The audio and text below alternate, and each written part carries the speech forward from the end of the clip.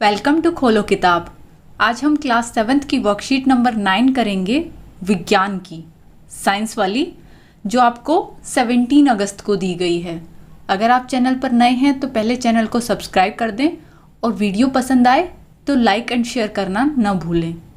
ऊपर यहाँ आप अपना नाम लिखेंगे, यहाँ शिक्षक का नाम लिखेंगे।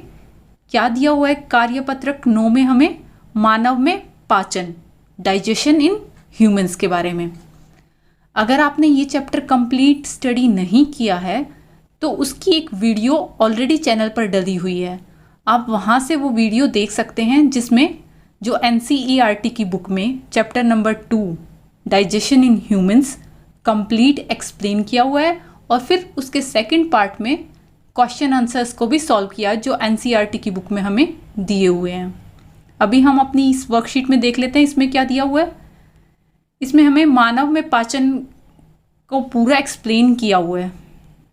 इसमें मानव में पाचन के अंदर कौन कौन से पार्ट्स जो यूज़ होते हैं उनको एक्सप्लेन किया हुआ है। ये हमने चैप्टर में भी स्टडी किए थे। सबसे पहले जो भी चीज़ हम खाते हैं वो मुख एवं मुख गुहिका मतलब बक्कल कैविटी के थ्रू हमारे अंदर आता है। भोजन का ग्रहण मुख द्वारा होता है।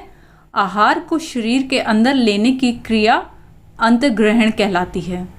फिर क्या होगा, मुख के अंदर टिप्स की हेल्प से और स्लाइवा की हेल्प से वो ब्रेक डाउन होगा। टंग, जीभ का क्या रोल होता है? जीभ उसको स्लाइवा प्रोवाइड कराएगी जिससे वो ईजिली हमारी फूड पाइप, जिसको बोलते हैं भोजन नली, भोजन नली के होते हुए नीचे पेट में जाएगा। भोजन नली का क्या रोल होता है? निगला हुआ भोजन ग्रास नली, ग्रसिका में जाता है। इस फूड पाइप से फूड नीचे की ओर मूव करता है। यही लिखा हुआ है, ग्रसिका की भित्ति के संकुचन से भोजन नीचे की ओर सरकता जाता है। यहाँ भोजन इस पाइप से होते हुए कहाँ जाएगा? हमारे पेट में, आमाशय। अब ये स्टमक के बारे में एक्सप्लेन किया हुआ है। आमाशय मोटी भित्ति वाली एक थैलीनुमा संरचना है। यह एक और ग्रसिका, ग्रास नली से खाद्य प्राप्त करती है तथा दूसरी ओर क्षुद्रांत्र में खुलता है, मतलब स्मॉल इंटेस्टाइन में खुलता है। एक तरफ तो ये फूड पाइप होगी जो जाके स्टमक में मिली और दूसरी तरफ स्टमक का माउथ कहाँ जाके मिलता है? स्मॉल इंटेस्टाइन में। स्टमक के अंदर मतलब आमाशय के अंदर 3 मेन चीज़ें हमें याद रखने की हैं। एक तो सलेश्मल, एक पाचक रस और एक हाइड्रोक्लोरिक अम्ल। इन तीनों का क्या रोल होता है अभी हम देखेंगे। पहले इधर देख लेते हैं, ये यकृत के बारे में दिया हुआ है। यकृत शरीर की सबसे बड़ी ग्रंथि है। यह पित्त रस स्रावित करती है जो एक थैली में संग्रहित होता रहता है। इसे पित्ताशय कहते हैं। ये सबको पता भी होगा कि लीवर लार्जेस्ट ग्लैंड होता है हमारी बॉडी का, जो सिक्रीट करता है बाइल जूस को। और वो कहाँ स्टोर होता है? जाके गाल ब्लैडर के अंदर। गाल ब्लैडर के अंदर स्टोर होता है। और किस लिए यूज़ होता है, मतलब रोल क्या होता है इस पित्तरस का? पित्तरस वसा के पाचन में महत्वपूर्ण भूमिका निभाता है।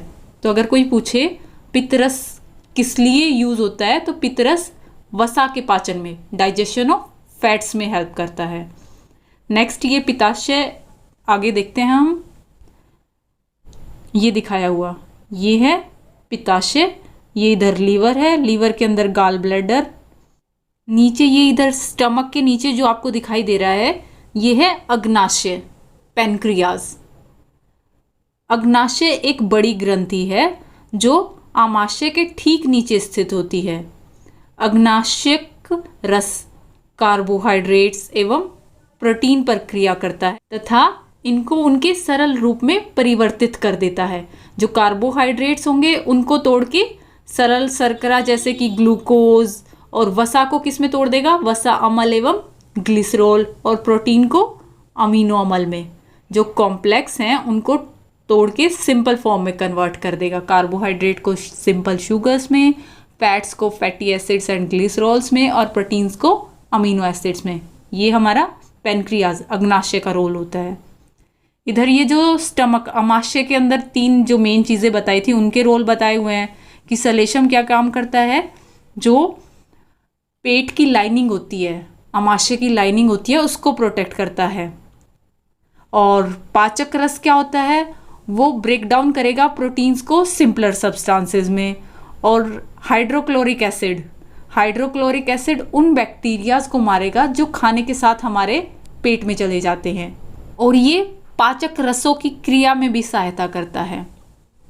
उसके बाद स्टमक से कहाँ जाएगा, हमने पढ़ा था आमाशय की ओपनिंग कहाँ होती है, स्मॉल इंटेस्टाइन में, क्षुद्रांत्र में।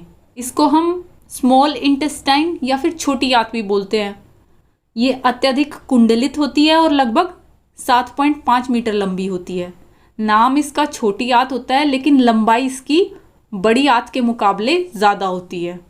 ये क्या करती है, यह यकृत एवं अग्नाशय से स्राव प्राप्त करती है।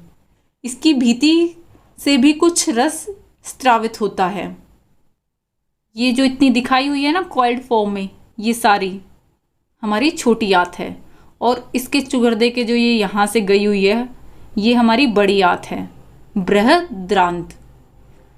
ये क्षुद्रांत की अपेक्षा छोटी, लगभग 1.5 मीटर लंबी, कार्य जल एवं कुछ लवणों का अवशोषण करना इसका काम होता है, और बचा हुआ अपचित पदार्थ मलाशय में चला जाता है तथा अर्ध ठोस मल के रूप में रहता है।